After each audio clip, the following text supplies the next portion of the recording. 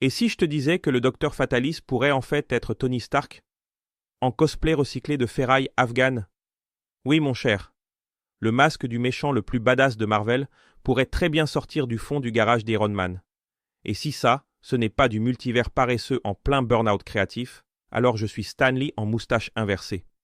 Selon la fuite de scénario qui a débarqué avec la finesse d'un spoiler de fin de série brésilienne, le masque que Fatalis portera dans Doomsday est littéralement la version Black Mirror de la Mark I de Tony Stark, celle qu'il a bricolée dans une grotte, celle qui ressemblait à une boîte de Nesquik fusionnée avec de la rage pure.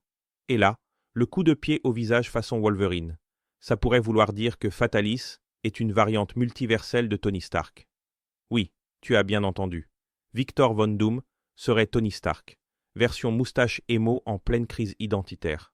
Imagine la scène. Fin du film, le masque tombe, et qui est dessous? Robert Downey Jr. Pas en Iron Man, non.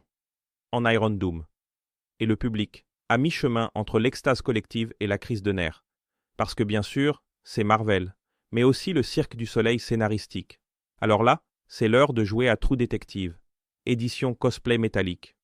Armure avec réacteur au torse? Validé. Masque calqué sur celui de Stark? Validé.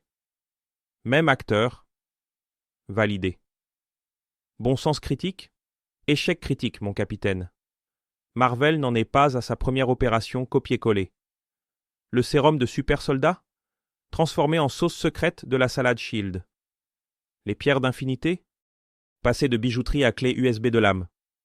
Traumatisme d'enfance? C'est le mode d'emploi par défaut. Alors pourquoi ne pas faire de Fatalis le Stark version Dark? Ah oui, c'est vrai. Parce que ce serait insulter l'un des méchants les plus complexes de Marvel. Un génie scientifique, un sorcier de haut niveau, un empereur mégalo, remplacé par un Tony Stark d'univers alternatif avec angoisse existentielle et masque rétro. Oui, mais c'est le multivers. Et le multivers est devenu l'excuse narrative équivalente à mon chien a mangé mon script.